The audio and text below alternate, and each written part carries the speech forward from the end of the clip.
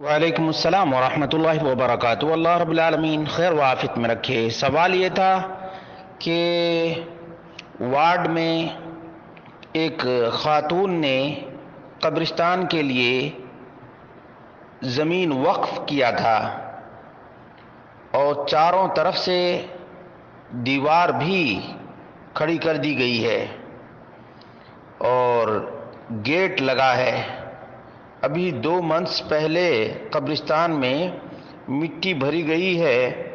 اب ہم لوگوں کے وارڈ کے کچھ مسلم قبرستان کی آدھی زمین پہ میرج ہاؤس بنانے کے لیے گورنمنٹ سے بڑی رقم لینے کے لیے کافی کوشش کر رہے ہیں۔ آدھی زمین دینے پہ قبرستان چھوٹا ہو جائے گا۔ قرآن اور صحیح حدیث کی روشنی میں اس کا کیا حل نکلے گا؟ اس کی حقیقت کیا ہے وہ تو نہیں معلوم، لیکن جیسا کہ سوال کیا گیا ہے کہ ایک خاتون نے قبرستان کے لیے زمین کو وقف کیا تھا، اب اس وقف کی زمین کو نہ تو بیچ سکتے ہیں، نہ کسی کو دے سکتے ہیں، اور نہ کوئی اس کا وارث بنے گا، بلکہ جس مقصد کے لیے یہ زمین وقف ہے اسی کے لیے استعمال کرنا لازم اور ضروری ہے۔ اور یہ بڑا ہی خطرناک مسئلہ ہے۔ بہت سے لوگ اس میں لاپرواہی برتتے ہیں اور جان بوجھ کر ایسا کرنے والے ظالم ٹھہریں گے، ظالم ٹھہریں گے، یاد رکھیے۔ صحیح بخاری میں ایک باب ہے، باب الشروط فی الوقف۔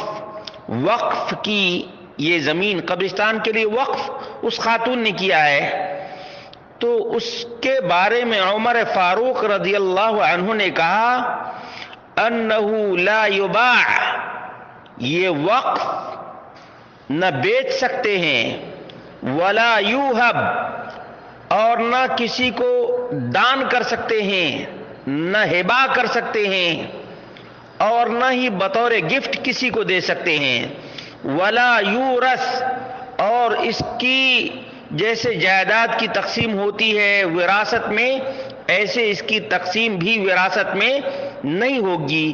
یہ صحیح بخاری کی 2737 نمبر کی روایت ہے اور 2764 نمبر کی بھی روایت ہے اور 2772 نمبر کی بھی روایت ہے۔ صحیح مسلم میں 1632 نمبر کی، ابن ماجہ میں 2396 نمبر، ابو داؤد میں 2878 نمبر اور ترمذی میں 1375 نمبر، نسائی میں 2475 نمبر کی روایت ہے۔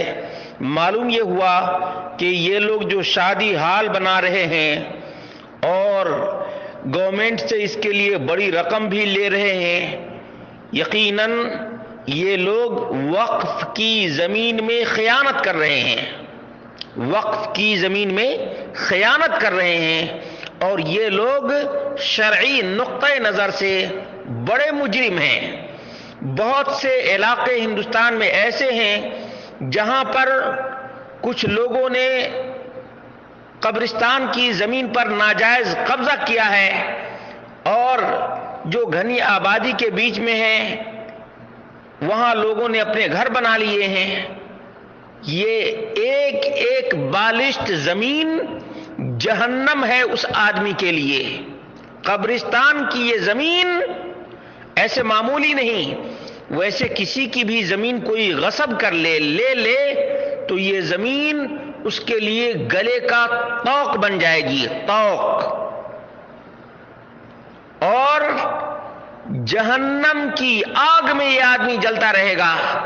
اس لیے مسلمانوں، اللہ رب العالمین سے ڈرو۔